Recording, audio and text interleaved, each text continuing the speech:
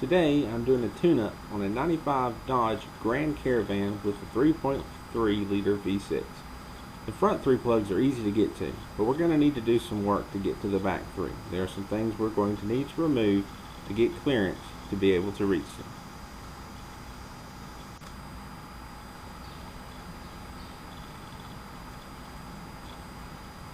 We need to start by removing the air cleaner assembly and the throttle body. On the other side, we need to remove the serpentine belt, loosen the alternator, and push it backwards. And on the back side, we're going to need to remove some cables and hoses to grant us enough clearance to reach around and get a hold of the plugs. Pop these two tabs loose and kind of roll this off. Remove the air cleaner.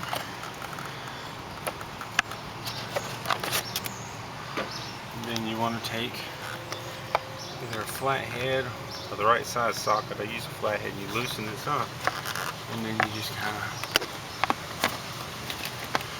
work it off. For the bottom part of the housing, you want to pull this hose loose and take those two bolts out, and then this thing just slides right on out of there. Those two bolts are 10 millimeter. To get these two cables out, you rotate the throttle forward and flip these cables up one at a time, and the cable will slide through that little slot and out, and then do this one up, out. After you've gotten these two wires loose, loosen the two little bolts that hold this bracket on and kind of push that out of the way.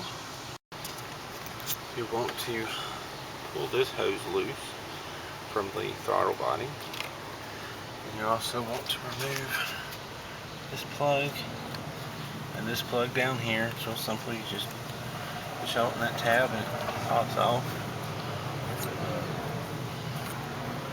Push and slide it off. Ta-da! Same with this one. Push the little plastic piece back and slide it off. Once you've got those two bolts off, carefully slide this off. Be sure to get the gasket behind it, put it somewhere you won't lose it. This is a very handy tool to have. Its purpose is to push or pull the idler pulleys for serpentine belts to make them a lot easier to get off. It has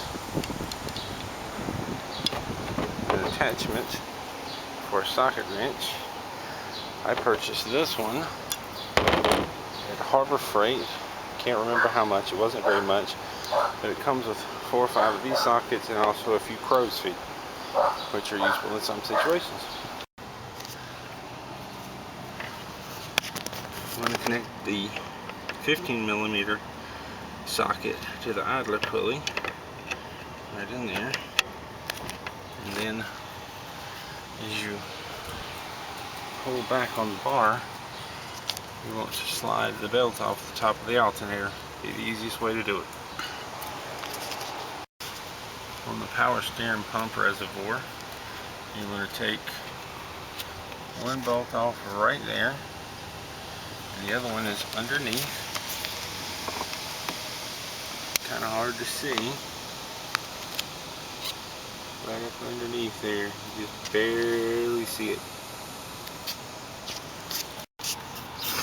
And once you take the bolts out, you just kind of pull that away a little bit. I ended up having to turn it to find room to do stuff. For this top bolt, you need a 15 millimeter socket. For the one down at the bottom of the alternator, you'll need a 15 millimeter deep socket because it has a bolt sticking out. But funny enough, deep socket does not have enough room to work here. Take this bolt out.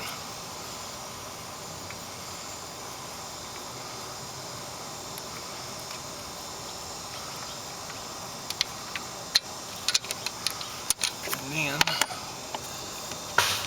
push the alternator back out of the way. It'll give you room to run the wires. You'll also want to remove this hose and remove this from that bracket and kind of push that hose out of the way. That'll give you some needed room in the back.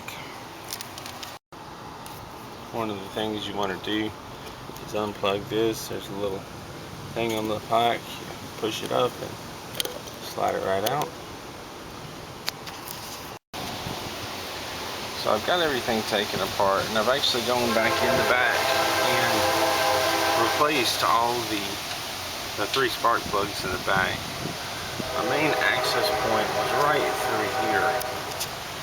It was rather cumbersome because you have to reach way down in there to get to the stuff behind. Also found myself reaching back here a lot, and sometimes both places. Looked like I was hugging the engine. And one of the spark plugs, which I haven't put the boot on yet, I believe that's it. Yeah, there it is, right there. You just see the tip of it. 2 of the plugs in the back have this plastic sheet that you want to remove. It kind of splits right there. You want to remove it and place it on the new plug. It's somewhat of a heat shield, helps protect it. I would strongly recommend switching over to the 2 new plugs. Once you've replaced the plugs and the wires, put everything back in the reverse order that you took it off. I hope you found this video useful. It can certainly be tricky to do this if you have never worked on a van like this before, and if you like this video, please give it a thumbs up, and thank you for watching.